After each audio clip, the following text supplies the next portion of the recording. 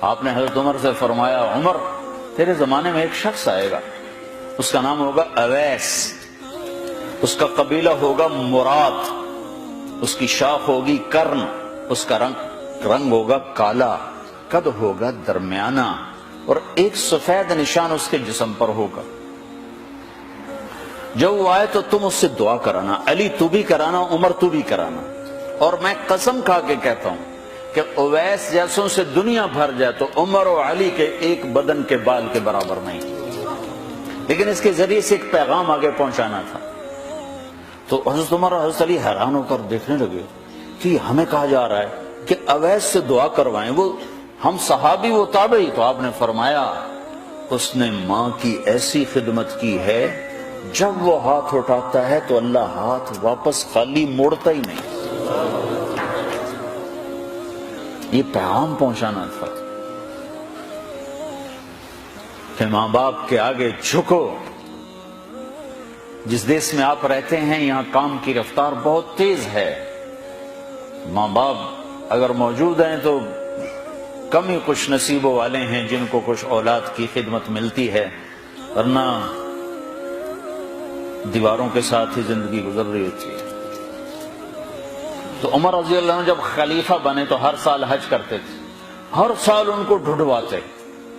اب مجھے یہ نہیں پتا درمیان کے کوئی سال ہوں گے کہ ایک سال آپ نے حج پر سارے حاجی اکٹھے کر لیے، ایسے اپنے سامنے کا کھڑے ہو جاؤ بھائی، سب کھڑے کر لیے، کہنے لگے بیٹھ جاؤ سارے یمن والے کھڑے رہو، تو سارے بیٹھ گئے، یمنی کھڑے رہے، کہ سارے یمن والے بیٹھ جاؤ، قبیلہ مراد والے کھڑے رہو، تو سارے یمنی بیٹھ گئے، مراد والے کھڑے رہے۔ اس سال میں یمن گیا جماعت میں تو اویس کرنی کے گاؤں گیا، ان کی جگہ پیدا ہوئے، جو ان کا قبیلے کے لوگوں سے ملا، اس علاقے سے گزرا، دیکھا کہ اچھا یہاں وہ ہستی پیدا ہوئی تھی، خشک پہاڑ ہیں، بالکل خشک پہاڑ۔ پھر آپ نے کہا مراد والے بیٹھ جاؤ، کرن والے کھڑے رہو، تو صرف ایک آدمی باقی بچا۔ تو آپ نے اس سے پوچھا تم کرنی ہو؟ کہ جی ہاں۔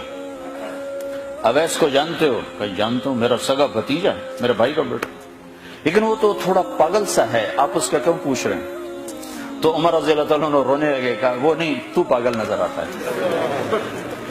پھر آپ نے پوچھا کدھر ہے؟ آیا ہوا ہے حج میں ہے؟ کہ جی ہے۔ کدھر ہے؟ کہ جی اونٹ چرانے نکلا تھا عرفات کی طرف۔ تو حضرت عمر نے حضرت علی کو ساتھ لیا اور دوڑ لگائی اور پہنچے عرفات کی طرف، تو دیکھا تو ایک آدمی ایک کیکر کے درخت کے نیچے نفل پڑھ رہا اور اونٹ اس کے چاروں طرف چل رہے ہیں۔ تو یہ دونوں حضرات بیٹھ گئے، تو انہوں نے اویس نے محسوس کیا کچھ آ گئے لوگ، تو انہوں نے نماز مختصر کر دی، سلام پھیرا۔ تو حضرت عمر نے پوچھا کون ہو بھائی؟ کہا جی مزدور ہوں۔ کہا تیرا نام کیا ہے؟ کہا جی اللہ کا بندہ۔ کہا بھائی ہم سارے کے بندے ہیں، میں پوچھ رہا ہوں جو نام تیری ماں نے تیرا رکھا وہ کیا ہے؟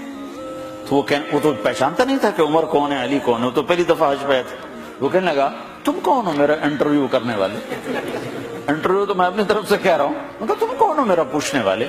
تو حضرت علی بولے یہ امیر المومنین ہیں عمر بن خطاب اور میں ہوں علی بن ابی طالب۔ پھر وہ ایسے ایک دم گھبرائے، دونوں کو سلام کیا، میں معذرت چاہتا ہوں میں نے پہچانا نہیں۔